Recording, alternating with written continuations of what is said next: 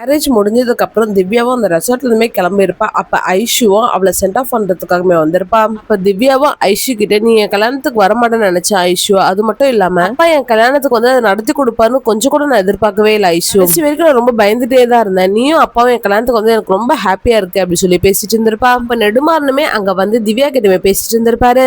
சின்ன வயசுல இருந்தே உன் மேல நிறைய எக்ஸ்பெக்டேஷன் வச்சிருந்தமா, அதெல்லாம் நீ பிரேக் பண்ணிட்டு போனப்ப என்னால அதை தாங்கிக்கவே முடியல. இப்ப நீ உனக்குன்னு ஒரு லைஃப் நீ சூஸ் பண்ணிக்கிட்டு அதை நான் அக்செப்ட் பண்ணதுக்காக ட்ரை பண்ணிட்டு இருக்கமா, பழசெல்லாம் மறந்துடலாமா அப்படின்னு சொல்லிட்டு நான் கார்த்திக் கிட்ட தனியா பேசணும்னு சொல்லிட்டு இப்ப கார்த்திக் தனியா கூட்டு வந்திருப்பாரு. என்னதான் திவ்யா மேல கோமாவே இருந்தாலும் அவ என்னோட பொண்ணு, அவளை சந்தோஷமா பாத்துக்கணும், அவ உன்னால கஷ்டப்படுறன்னு ஏதாவது தெரிஞ்சதுன்னா அப்பதான் நீ உண்மையான நெடுமாறனே பாப்பா அப்படின்னு சொல்லிட்டு சிரிச்சுட்டே மாட்டிட்டு இருந்திருப்பாரு. திவ்யாவோ அவங்க அப்பாக்கும் தங்கச்சிக்கும் பாய் சொல்லிட்டு அவளுமே அங்க இருந்து கிளம்பி போயிட்டு இருப்பா.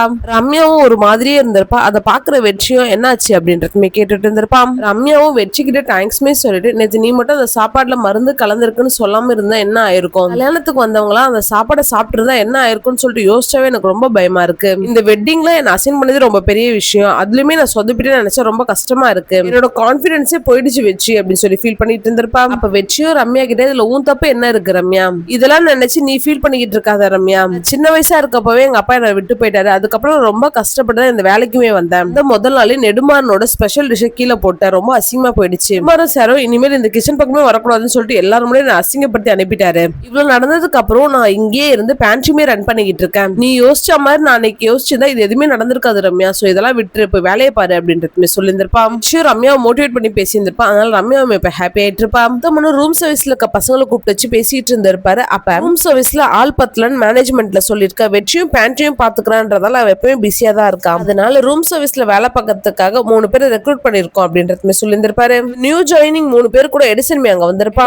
பாக்குற உத்தமனும் பேண்ட்ரி இல்லாம நீங்க என்ன பண்ற அப்படின்றதுமே கேட்டு இருந்திருப்பாரு. அப்ப எடிசனும் வெற்றிக்கு 102 டிகிரி ஃபீவரா இருக்காதா அவர் கூட்டு போலான்னு சொல்லிட்டு வந்திருக்கேன் அப்படின்றது சொல்லியிருந்திருப்பான். உத்தமனுக்கும் வெற்றிக்கு ஃபீவர்ன்ற விஷயம் தெரிஞ்சிருக்கும். அதனால ரூம் சர்வீஸ்ல இருக்க மத்தவங்க கிட்டலாம் அப்படி வேலை பார்க்கணும்ன்றத வெற்றியை பார்த்து கத்துக்கோங்கடா அப்படின்றது சொல்லிட்டு இருந்திருப்பாரு. இந்த நியூ ஜாயினிங்ல ஸ்டெல்லான்ற ஒரு பொண்ணுமே இருந்திருப்பா. அவ ஹிந்திக்கார பொண்ணுன்னு நினைச்சு உத்தமனும் அவகிட்ட ஹிந்தியில பேசுறதுக்காக ட்ரை பண்ணிட்டு இருந்திருப்பாரு. இந்த ஸ்டெல்லான்ற பொண்ணு எனக்கு தமிழ் நல்லா வரும் சார் அப்படின்றது சொல்லிட்டு இருப்பா. இப்ப பாண்டியும் ரெசார்ட்டை சுத்தி காட்டுறேன்னு சொல்லிட்டு அவங்க 3 பேருமே கூட்டு வந்திருப்பான். ரூம்ஸ்ல எங்க இருக்கு நல்லா பார்த்து வச்சுக்கோங்க, நமக்காக கஸ்டமர் என்னைக்குமே வெயிட் பண்ணக்கூடாது, கிச்சன் டீம் கிட்ட கொஞ்சம் கேர்ஃபுல்லா இருங்க, அவங்க எல்லாருமே ஒரு மாதிரி அப்படின்றது சொல்லிட்டு இருந்திருப்பான். அப்ப கரெக்டா விக்கிமே அந்த சைடு வந்திருப்பான். என்ன பாண்டி நியூ ஜாயினிங்கா, என்ன இவங்களுக்கு நீதான் ரெசார்ட்டை சுத்தி காட்டிக்கிட்டு இருக்கியா, நீ ஆடி அசைஞ்சு நடந்து சுத்தி காட்டுறதுக்கு எப்படியோ ஒரு நாள் ஆயிடும், எப்படியோ ஓப்பிடிக்கலான்னு பாக்குறியா அப்படின்னு சொல்லிட்டு ஒரு மாதிரி பேசிட்டு இப்ப விக்கிமே அங்க வந்து போயிட்டு இருப்பான். விக்கி எப்பவுமே அப்படிதான் பேசுவான்றதுனால பாண்டிமே அதெல்லாம் பெருசா எடுத்திருந்திருக்க மாட்டான். ஆனா ஸ்டெல்லாக்குமே அதெல்லாம் கேட்கறப்ப ஒரு மாதிரி ஆயிட்டு இருக்கும். பாண்டிமே அவங்க எல்லாரையும் பேண்ட்ரிக்குமே கூப்பிட்டு வந்திருப்பான். பாண்டியும் எடிசன் கிட்ட ஒரு பிரெட் ஆம்லெட் 3 டோனட் ஒரு ஜூஸ் கொடு அப்படின்றதுமே கேட்டு இருந்திருப்பான். எடிசனும் பாண்டிய பார்த்து இவ்வளவு சாப்பிடாதீங்கன்னா, நானும் டெய்லி சாப்பிட்டுட்டே தான் இருக்கேன், ஆனா இப்படியே தான் இருக்கேன், ஆனா நீங்க இவ்வளவு சாப்பிட்டீங்கன்னா பிளாஸ்ட் ஆயிட போறீங்க அப்படின்னு சொல்லி கலாச்சிட்டு இருந்திருப்பான். இதெல்லாம் கேட்டுட்டு வந்து ஸ்டெல்லாமே கடுப்பாயிட்டு ஒருத்தர் குண்டா தான் இப்படிதான் பேசுவீங்களா,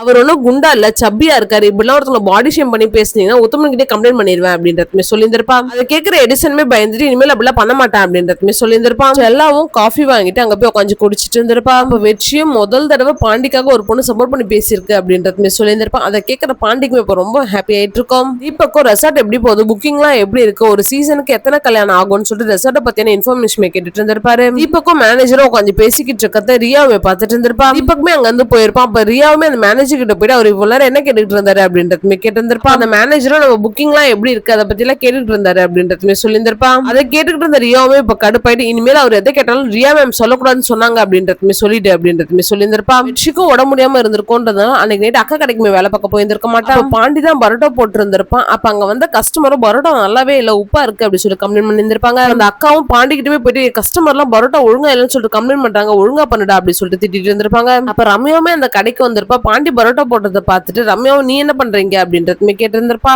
வெற்றிக்கு உடம்பு முடியல, அதனால ஹாஸ்டல்ல இருக்கா, நான் தான் இன்னைக்கு பரோட்டா மாஸ்டர் அப்படின்றதுமே சொல்லிட்டு இருந்திருப்பான். அப்ப ரம்யாவும் அவன் சாப்பிட்டானா மெடிசன் எல்லாம் வாங்கி கொடுத்துட்டியா அப்படின்றதுமே கேட்டு இருந்திருப்பா. அப்ப பாண்டியும் கடையை முடிச்சுட்டு போகிறப்பதான் சாப்பாடு மெடிசன் எல்லாம் வாங்கிட்டு போய் கொடுக்கணும் அப்படின்றதுமே சொல்லியிருந்திருப்பா. ரம்யாவும் நீ இந்த வேலையெல்லாம் முடிச்சுட்டு போகிறதுக்கே 11:30 ஆயிடும், அதுக்கப்புறம் நீ எப்ப சாப்பாடு மருந்தெல்லாம் வாங்கி கொடுக்கறது அப்படின்னு சொல்லிட்டு இப்ப ரம்யாவோ சாப்பாடுலாம் கட்டிக்கிட்டு அவங்க அம்மா கிட்ட நான் போய் வெற்றிக்கு சாப்பாடு கொடுத்துட்டு வரமா அப்படின்னு சொல்லிட்டு பவுலுமே அங்க இருந்து கிளம்பிட்டு இருப்பான். ரம்யாவும் பாய்ஸ் ஹாஸ்டல் கூட பார்க்காம வெற்றியோட ரூம் எங்க இருக்குன்னு கேட்டு இப்ப அவனோட ரூமுக்குமே போயிட்டு இருப்பான். வெற்றிக்கு அந்த சாப்பாடுமே எடுத்து கொடுத்து இந்த சாப்பாடு நீ சாப்பிட்டதான் எங்க இருந்து கிளம்பு அப்படின்றது சொல்லிட்டு இருப்பான். ரம்யா அங்க வரதுக்கு முன்னாடி வெற்றியும் அவங்க அம்மா கிட்ட போன்ல பேசிட்டு இருந்திருப்பான். அப்ப ரம்யாவும் வீட்டுல என்ன ஆச்சு, ஏதாச்சும் பிரச்சனையா அப்படின்றதுமே கேட்டு இருந்திருப்பான். வெற்றியும் அதெல்லாம் பிரச்சனை எல்லாம் எதுவும் இல்ல, தங்கச்சி மேல் படிப்புக்காக ஃபாரின் போகணும்னு சொல்றான், நிறைய ஆகும் வேணும்ன்றதால அம்மா அதெல்லாம் பண்ண முடியும்னு சொல்லிட்டாங்க. அதனால அம்மாக்கும் தங்கச்சிக்கும் சண்டை. தங்கச்சி அந்த கோவத்துல போனை தூக்கி போட்டு உடைச்சிட்டா, அதனால கொஞ்சம் டிஸ்டர்ப்டா இருக்கு அப்படின்றதுமே சொல்லியிருந்திருப்பா. ரம்யாவும் அதான் ஒரு டிகிரி படிச்சிட்டால, உனக்கு ஹெல்ப் ஆகட்டும், அவளுக்கு வேலைக்கு அனுப்பலாம்ல அப்படின்றதுமே கேட்டிருந்திருப்பா. விஷயம் இல்ல அவ நிறைய படிக்கணும் அப்படின்றதுமே சொல்லிட்டு இருந்திருப்பா. கரெக்டா அந்த நேரம் பார்த்து அந்த ஹாஸ்டலோட வார்டன் அங்க வந்துட்டு இருப்பாரு. அப்புறம் ரம்யா உள்ள பாத்துட்டு, நீங்க என்னமா பண்றது, பாய்ஸ் ஹாஸ்டல் இங்கெல்லாம் இருக்க கூடாது, கிளம்பு அப்படின்றதுமே சொல்லிட்டு இருந்திருப்பாரு.